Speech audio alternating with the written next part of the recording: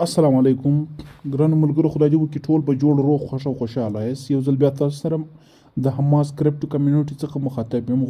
پرون موږ د آی سی ټي ټریډینګ د ستراتیژي د یو مهم اصلاحاتو څخه چې کوم مارکیټ سټرکچر وو هغه مو وویل. زموږ نننی موضوع چې کوم ده د بوس ده یا بریک اپ سټرکچر چې کوم ورته ویل کېږي. دا چې بریک اپ سټرکچر بوس د نن موضوع ده. غواړم نن تاسو سره په موضوع باندې بحث وکم. د بریک اپ سټرکچر چې ته ویل کېږي، تاسو کولی شئ دلته په نوټ کې ما سره وګورئ.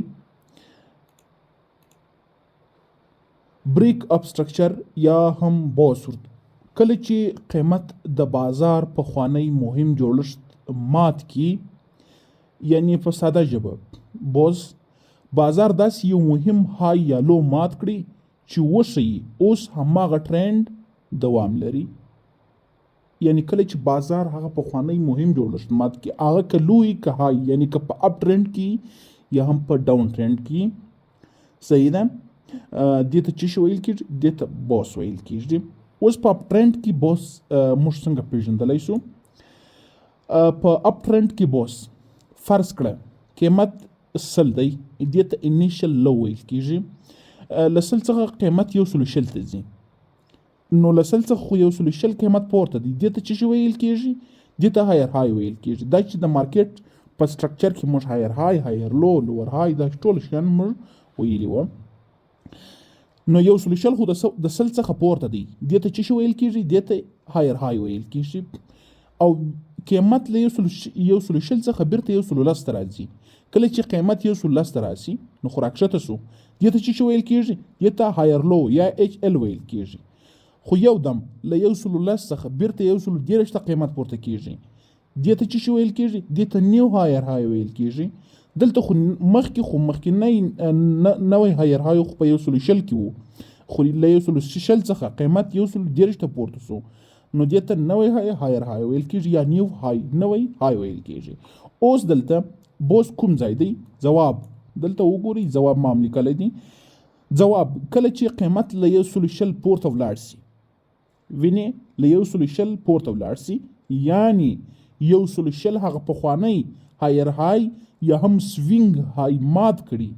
په سوینګ های موضوع باندې پرون موږ غږېدلي یو. سوینګ های مات کړي، یعنی 121 یا داسې بل قیمت، دې ته بوس ویل کېږي. اوس فرض که راځو دلته که چیرې موږ وګورو، فرض که قیمت دلته موږ ګورو، دغه ساحې ته تاسې وګورئ. په دې ساحه کې دلته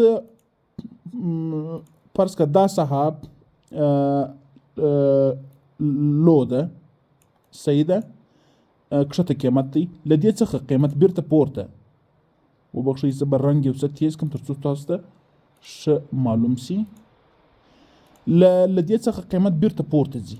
فرض که دې ساحې هایر های جوړ کړئ، صحیح ده. دغه هایر های، صحیح ده.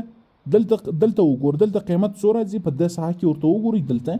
دلته قیمت غالبا 15,360 ډالر راځي، خو له دې ساحې څخه قیمت بیرته کښته راځي. فرض که قیمت د ساحې ته رالی، صحیح سو، بیرته له دې ساحې څخه پورته سو.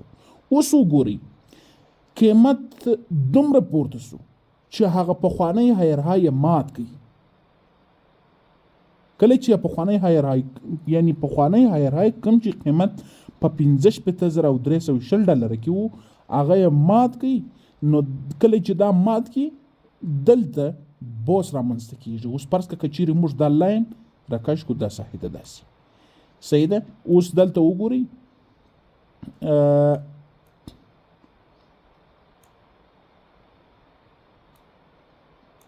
اوس کله چې دا ساحه دغه سوینګ های دا مات کی، له دې څخه پورته قیمت دلته چې شي ده، دا دغه د بوس ده، صحیح سو. وګورئ دلته وګورئ، یعنی پخوانی سوینګ های یا پخوانی هایر های مات کی، یا سوینګ های دغه څخه وروسته دلته مات شوی دی، قیمت پورته تللی ده، یعنی ریزسټنس مقاومت مات شوی ده، دغه څخه قیمت پورته تللی ده. دلته تاسو کولی شئ لانګ انټري واخلئ. دا چې لانګ انټري واخلئ، څنګه یې واخلئ؟ دا به د آی سی ټي په نورو اصولو کې مو وایو. نو دا و بوس صحیح سو لدې څخه پورته د چې کله پخوانی هایر های مات سي یا سوینګ های مات سي قیمت پورته ولاړ سي په اپ ټرند کې دې ته بوس ویل کیږي. صحیح ده. اوس راځو په ډاون ټرند کې موږ وایو چې دغه چشته وایي په ډاون ټرند کې بوس چشته وایي یا فرض کړه په ډاون ټرند کې بوس فرض کړه 100 سوینګ های دی یعنی 100 پورته قیمت ده. صحیح ده. سل قیمت له 100 څخه اتومات سل ته راځي. کله چې قیمت سل ته راسي نو خو له 100 څخه قیمت سل کښته ده دا لوور لوسو، اما له سل څخه بیرته قیمت 110 ته پورته کیږي چې دا لوور های ده. صحیح ده. اوس نو له 110 څخه اتومات قیمت 90 ته راکښته کیږي چې دا نوی لوور لو ده. اول واري خو لوور لو چې کوم و هغه سل و ځکه قیمت له 100 څخه سل ته راکښته سوی و، بیا له 100 څخه قیمت بیرته 110 ته پورته سو، له 110 څخه اتومات 90 ته راکښته سو. 90 نوی لوور لو ده. دلته بوس کوم ځای کې ده؟ دلته بوس د اخیری سوینګ لو یعنی اخیری سوینګ لو یعنی د 90 قیمت یعنی 90 قیمت څخه وروسته راځي یعنی بوس نه اتیا قیمت دی. کله چې له 90 څخه قیمت راکښته سو نه اتیا ته راورسېدی یعنی د 90 لوور لو یې مات کړي خو نه اتیا قیمت راځي دې ته څه ویل کېږي؟ دې ته بوس ویل کېږي. اوس که راسو موږ دلته په چارټ کې وګورو فرض کړم په کوم ساحه کې درته وښیم فرض که په دې ساحه کې درته ښیم دلته وګورئ په دې ساحه کې. صحیح ده. اوس ګورئ قیمت دا خو سوینګ های و یا فرض که هایر های و. صحیح ده. قیمت له دې ساحې څخه بیرته راکښته سو دا ساحې ته رالی. کله چې دې ساحې ته رالی دې ته دلته دا څه شي سو؟ دا لوور لو سو ځکه قیمت نور راکښته کیږي. دا ډاون ټرند حالت دی. صحیح ده. کله چې له قیمت له های څخه راکښته سو و څه شي جوړ کړي؟ لوور لو یعنی کښته قیمت یې جوړ کړي، کښته قیمت یې جوړ کړي. دې ته څه شي ویل کیږي؟ دې ته لوور لو ویل کیږي. بیرته قیمت له لوور لو څخه پورته کیږي. صحیح ده. قیمت لوور های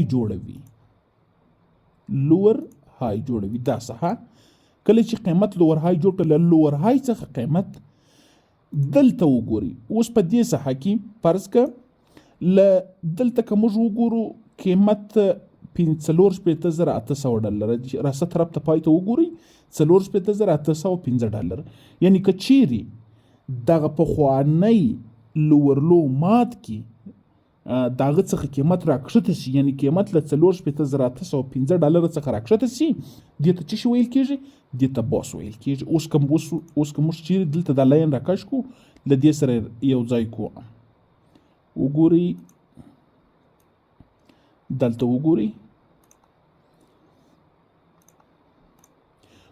قیمت دغه د ګوره په یو کینډل کې راکښته سوی ده حاله لاندې یعنی دا څه شي سو؟ دا بوس سو. دلته هم بوس جوړ سوی ده. وګورئ دلته هم بوس جوړ سوی ده لاندې قیمت راغلی ده. بیا که دغه څه هم مته سوی ده دلته بوس نه ده جوړ سوی البته قیمت په ویک باندې بیرته پورته سوی ده. صحیح ده. دا موضوع هم اوس دلته تشریح کوو. اوس پوښتنه ده آیا یوازې ویک بس دی؟ ویک څه شي ښیي؟ دا ویک دا څه شي ده؟ کله چې قیمت تر دې ساحې راورسېږي بیرته باډي بدن پورته سي بدنه یوازې دا ساحه پرېږدي دې ته ویک ویل کېږي یا لاین. آیا یوازې د بوس لپاره ویک بس دی؟ جواب نه. که یوازې قیمت پورته شي او بیرته ښکته شي دا بوس نه دی.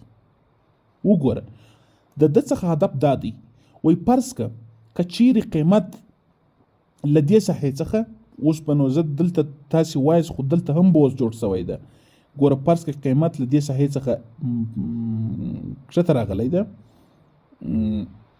یوازې دا ساحه درته ښیم یوازې دا ساحه وګورئ دلته قیمت بیرته پورته سوی دی یعنی دلته یوازې ویک پاته سوی ده.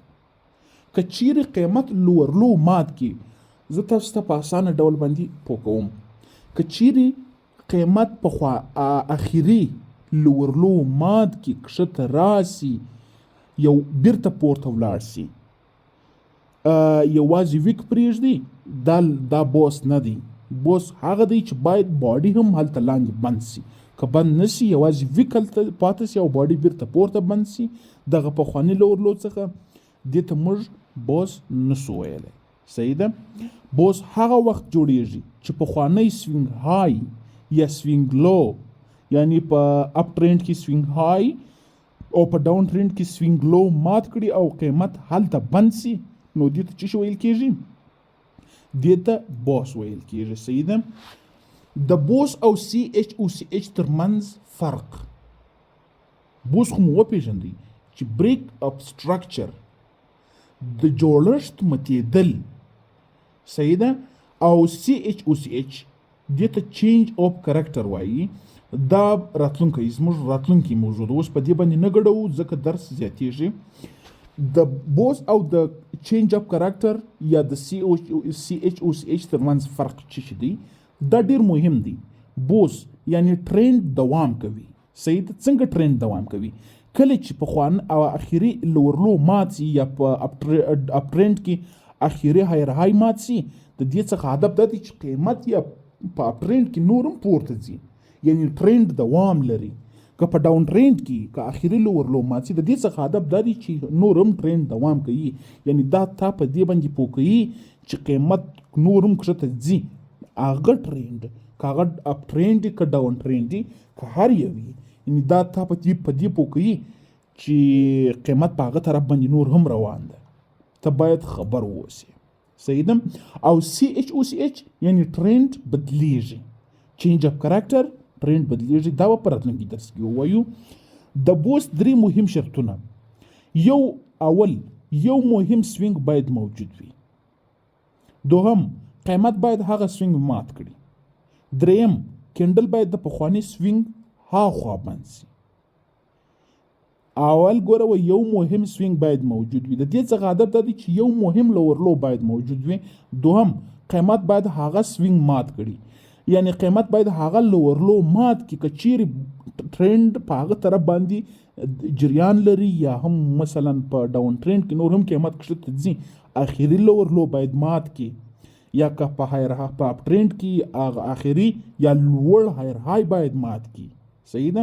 دریم کینډل باید د پخواني سوینګ هاخوا بند سي، یعنی که په اپ ټرینډ کې کینډل باید د پخواني هایر های څخه پورته بند سي، که په ډاون ټرینډ کې قیمت باید د پخواني لورلو څخه کښته بند سي. دا شرط دی ګوره. صحیح ده. که دا 3 شرطونه پوره نسی بیا موږ هغه ته بوس نسو ویلی. طلایي قانون یا ګولډن رول، دا باید تاسو په خپل نوٹ کې ولیکئ. که بازار اپ ټرینډ وي یعنی لوړ وي، که هایر های مات سي دې ته بولیش بوس ویل کېږي، یعنی د ټرینډ دوام. صحیح ده. که هایر های مات شي دې ته بولیش بوس ویل کېږي، یعنی که پخوانی هایر های مات سي وګورئ، که اخري هایر های مات سي دې ته بولیش بوس ویل کېږي. که هایر لو مات شي، یعنی که اخري هایر لو مات شي دې ته بیریش سی ایچ او سی ایچ ویل کېږي. د ټرینډ د بدلون لومړۍ نښه ده. دا فقط اوس دپاره یاد ولرئ. اول باید تاسو په سی ایچ او سی ایچ باندې پوه سئ چې سی ایچ او سی ایچ څه ته ویل کېږي. چینج اف کرکټر چې په راتلونکي درس کې به موږ ووایو. او که بازار ډاون ټرینډ وي یعنی په کښته حالت کې وي، که لورلو مات سي یعنی بیریش بوس، یعنی که اخري لورلو مات کی موږ پوهیږو چې دا بوس دی او ټرینډ دوام لري، یعنی نورم قیمت کښته ځي. او که ال ایچ یعنی لور های مات کړي، صحیح ده، دې ته بولیش سی ایچ او سی ایچ ویل کېږي، یعنی د ټرینډ د بدلون لومړنۍ نښه. په دغه درس کې یوازې دغه بیریش سی ایچ او سی ایچ او بولیش سی ایچ او سی ایچ ترڅو چې تاسو سی ایچ او سی ایچ یعنی چینج اف کرکټر نه یې پېژندلی، تر هغو تاسو نسئ کولی په دې باندې ځان پوره پوه کړئ. نو انشاءالله هغه به په راتلونکي درس کې ووایو. دا اوس زموږ د نن ورځې درس چې بوس څه ته ویل کېږي. بوس یعنی د ټرینډ یو دوام، بریک اپ سټرکچر، د بازار د جوړښت ماتېدنه. تر راتلونکي درس پورې د خدای په امان.